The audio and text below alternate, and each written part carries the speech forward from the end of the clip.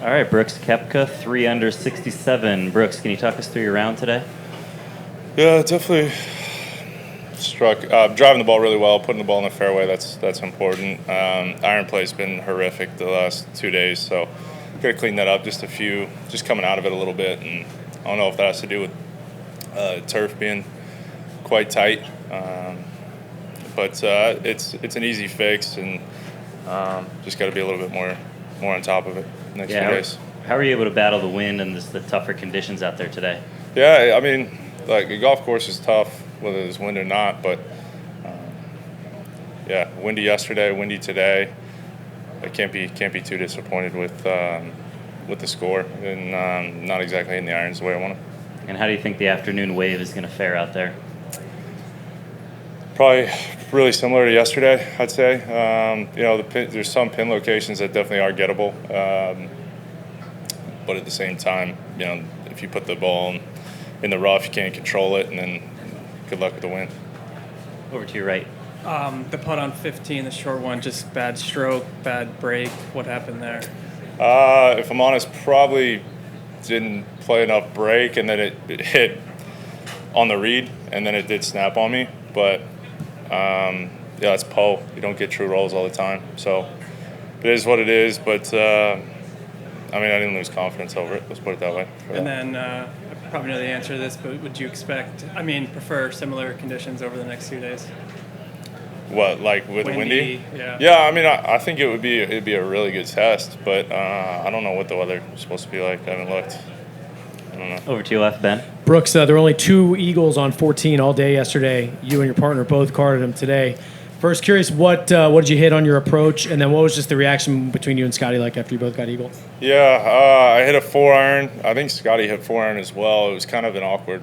That tree makes it difficult, and we were both kind of in the center to left side of the fairway, so you really got to turn it around that tree. And Scotty, I thought it was going to get over the tree, and it didn't. It went through, and mine just skirted it, and we got lucky enough to roll up there. But yeah, his chip in was pretty solid, so I felt like I had to make it. You guys both went on a run on the back. Did you feed off each other at all? Yeah, probably. Yeah, I definitely think so. Anytime you get a group that's kind of rolling and making putts, doing everything they're supposed to do, it becomes almost second nature, and you start playing a little better. You've accomplished a rare feat. This is my last one. Winning 2 majors in a year. How difficult is that feat as Scotty goes for that too? Yeah, it's definitely difficult, but he's a hell of a player, so I wouldn't be surprised. Yeah, Ryan. Brooks, your major record obviously speaks for itself. What's been your feeling as you've left Augusta and Tulsa this year? Tulsa, I was just ready to get married. I was gonna, so I was waiting for that party. But after Augusta, definitely a little disappointed, pissed off, all that. But I feel like I've been playing a lot better than maybe the results. But I'm happy where I'm at this week, and honestly, maybe a little bit disappointed where I'm at, just because of how poorly my iron play is, and usually that's the best part of my game, and it's just not even close to even average. So clean that up for the weekend and be right there.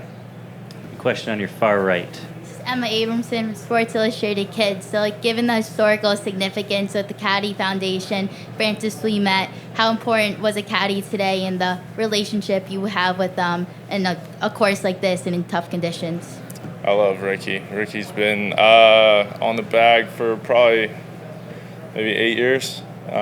He's an important part of my life on the golf course and off, and I think it's a cool relationship we've had. He lives up in Orlando, 2 hours away. End up going up there to see him sometimes. He'll come down to see me.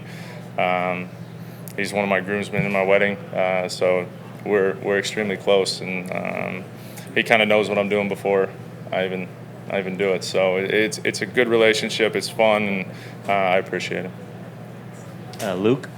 You mentioned you're not happy with your iron play right now. Just wondering what specifically is going on there, and what are you working through in order to get it into a place where you're happy? I'm just coming up out of it a little bit.